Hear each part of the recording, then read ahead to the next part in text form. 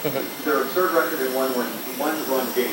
What impresses you most about this eligible? Well, I think it's their resiliency, it's the leadership of Buck Showalter, and it's an outstanding bullpen that night in and night out keeps them in these close ball games.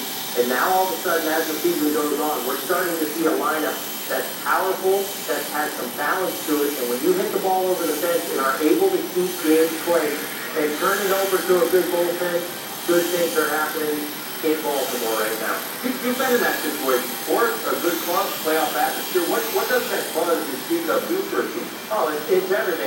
The 99 Reds, we were a young team. We won 96 games. We had a great bullpen. And it's just a feeling that snowballs. And you go to the ballpark with a confidence each and every day, with no doubt about it, this team has right now. And they know if they get in the middle inning and it's a close ball game, they feel like they're going to win the game. And there's a lot to be said for that confidence. That's one. The next 9 days on the road. Oakland, Seattle, Boston. I don't know if we can put exact number on how many need to win there, but what do they have to go out and accomplish? No, this is a tough trip. Make no mistake about it. Oakland's arguably the hottest team in baseball. Going there and playing there. Seattle has been much better in the second half of the season. They'll get King Felix in that series, and then coming back across the country and playing the Red Sox, even though the Red Sox are down. That's always a scary trip. You only had a minute 30. On this road trip, maybe play 500 baseball just above. I think they get a chance to get into the postseason for the first time in a long time. They put 4 games between themselves and the Rays. You giving up on Tampa Bay? No, they pitched too good at the end of the day. Very close, and they'll be 3-1. That's the very last season of the series. Where? Tampa. You got it. Aaron Boone, baseball tonight, late, 1 a.m. to 2 a.m. on ESPN2. We've got that out of the way. Great baseball. Who we topic is, tonight we have the football.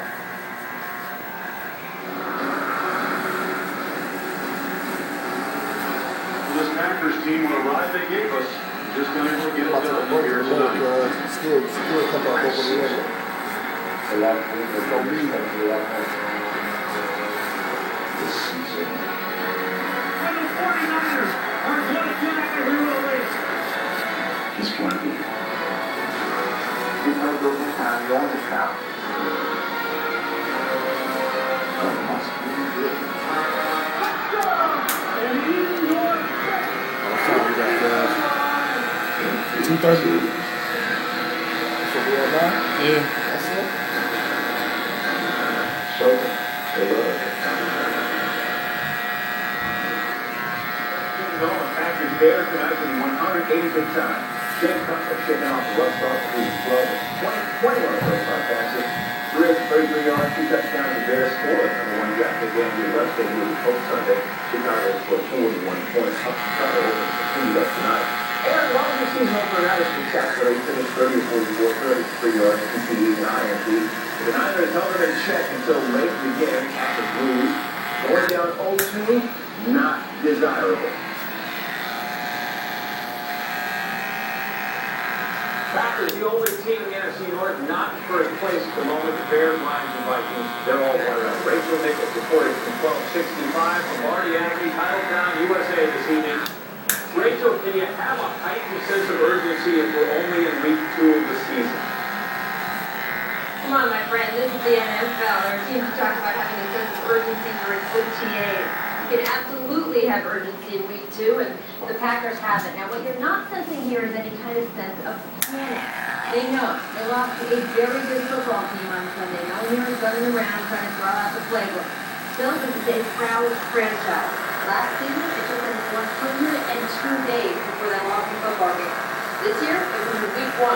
When Aaron Rodgers told everybody this week, hey, we're going to glad to get that quick turnaround and try to right that in week 2.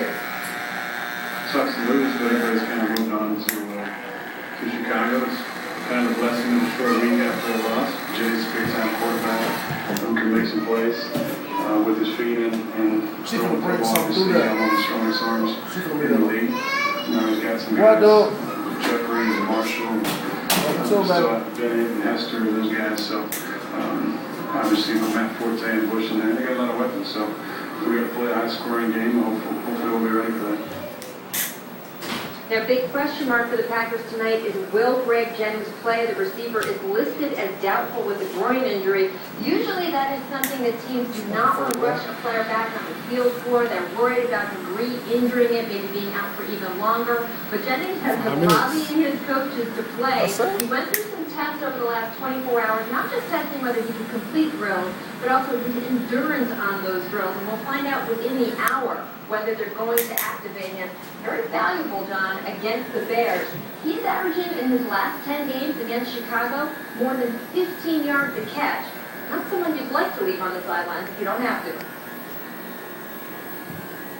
Greg Jennings was in our fancy NFL Open on SportsCenter, so it would really help if he does play. Rachel Nichols reporting from Green Bay, Wisconsin. Quality Midwestern stuff. Thanks. Herman was joining us now. I heard there's one key in this game, plays for the Bears. 5:45. Confident, to say the least, coming into this one. Cover on the Packers defensive backs covering the Bears wide receivers. Cover likes his guys' chances. Should Green Bay press his receivers hit us. What you saying? I said in 7 minutes? We got some dudes I could. up in the face. Even our speed guys, and they get around them, the big guys that are going to throw and go. So we invite press coverage, we invite man. He's going to be invited, and good luck. What do you think about Tucker's bravado? Well, and he should, because we have big receivers who create separation from this quarterback. You have big windows. We're talking about the windows. The mustache too? And you have big receivers, they're sliding glass windows, and they're big door windows. But this game's not going to be about the pass. He can't go up to Green Bay thinking, I'm going to out-rule Aaron Rodgers. This game is similar to the game that they played against San Francisco 49ers when you think about the Chicago Bears. They need to soften that Green Bay defense up wide. They got to run the football, pound it at them. When you think about Chicago last week, 33 runs, 35 passes. Very balanced. Lovie Smith understands this. If you're going to beat the Green Bay Packers, you force that back into that defense to come up and run support and pass. They weren't very good against San Francisco 49ers. He creates formation with those big backs, 14 and push, soften up a little bit. Then you take advantage of a secondary that at times blows up.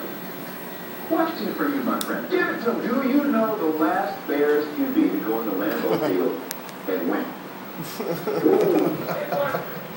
That's a long time. No, it wasn't. 7 minutes? I do. Who would it be? Brian Greasy, give it, bro. Get out of here! Mom, man here! Mom, man here! October 7, 2007.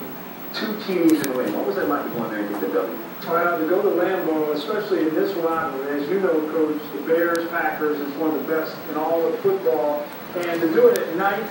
7 minutes. 7-minute haircut. Guy that plays now for the Green Bay Packers by the name of Cedric Benson was playing on this team. And It's all just playing up your neck. It's over. Dennis Clark had a couple of big plays. Big win for us on the road. Did you soften a little bit there? How about that? You got it right. You know what, though? This game right now. 7-minute haircut. Y'all see that? Free. And you think about it.